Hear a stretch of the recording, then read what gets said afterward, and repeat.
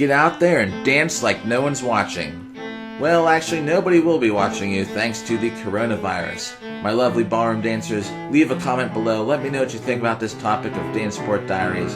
Emerald Ball right around the corner. On their website, keeping everybody informed and up to date with how things are progressing. Bullet number 1, they may limit the number of spectators per session in an effort to make the ballroom less crowded. I think that's reasonable. They're just trying to keep everybody safe. They're being proactive. But check out all these headlines I came across tonight that inspired me to make this video. The NCAA announced they're not going to have any fans during the tournaments. The NHL, no fans at the Penguins vs. Blue Jackets game. Even crazier, the NBA suspended a whole season. A whole season because of the coronavirus. I live in Pittsburgh, home of the craziest St. Patrick's Day you could ever experience, and they've canceled the parade due to the coronavirus. Here in Pittsburgh, that is like more serious than canceling a whole NBA season. Cal U, where I obtained my bachelor's degree in nursing, is actually suspending campus classes. They're running everything online. I actually checked their website because one of my friends told me about it. This is the thing. The WHO declares this coronavirus a pandemic.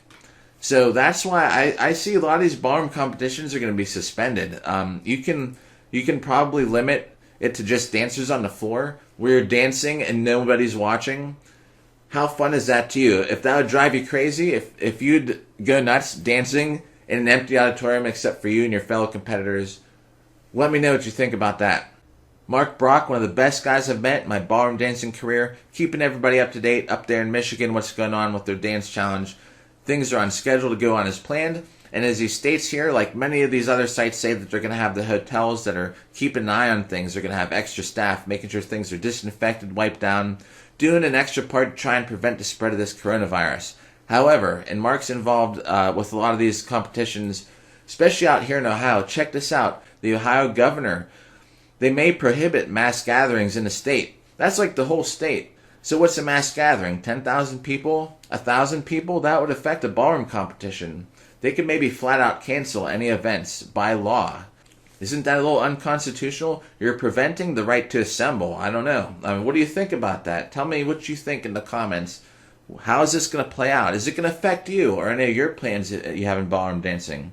My bank sent me an email. They're trying to encourage people not even to go to the bank. Use online banking.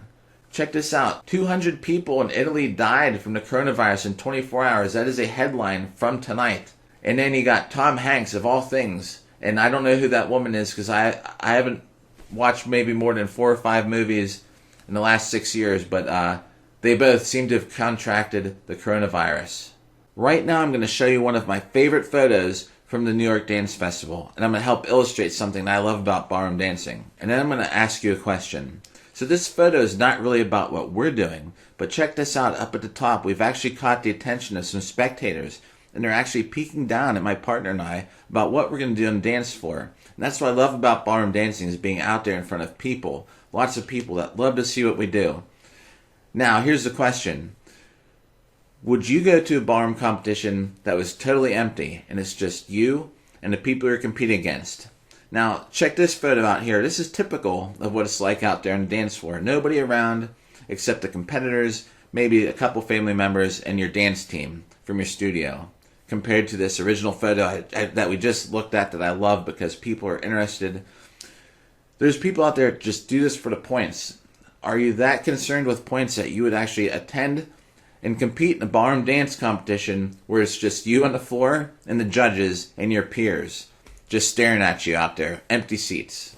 Or would you actually rather just wait until this whole coronavirus thing blows over and be out there in front of a crowd? You made it this far with me talking about how the coronavirus is going to affect our ballroom dancing. So hit that like button. Don't forget to subscribe right now for more content just like this about ballroom dancing on my channel. Of course, I do the fighting and armor, so it goes back and forth between the dancing and the fighting, but I think you'll find both of those things I do very exciting, and the content I post here I think is excellent. So hit that subscribe button now. And we're going to get to my favorite part of the Dance Sport Diaries. We're going to keep track of all the things I've done since the last one. So let's get started. Group classes. I've only had 4 since then. 4 at the studio, and that's going to bring up a total of 53. We're going to now look at social dances. I've only been to 3 since the last diary. That will be an even 40 for the total. Private dance or private lessons, I've had 15, and those were all just 15 with Christina, who I do the pro-am with, and that's going to make a total of 84. I had one lesson with a partner, my partner Natalia, who we do the am together, making a total of 21.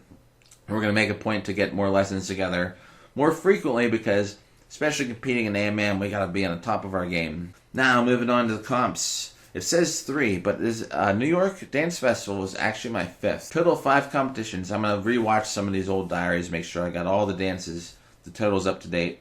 So, Natalia and I did 44 dances over there at the New York Dance Festival. So that's going to make 97 turn into a whopping 141 total competition am dances. And we're actually doing really well together.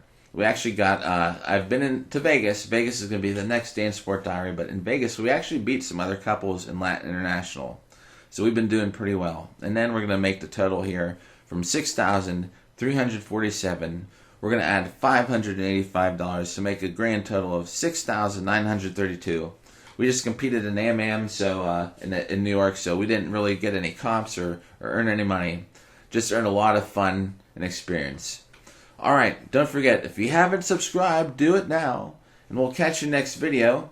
Probably maybe cover some more of this coronavirus as it develops and keep everybody up to date. Have a couple fights coming up here in the next couple months, so stay tuned for that as well. And we'll catch you all in the next video. Thanks for watching.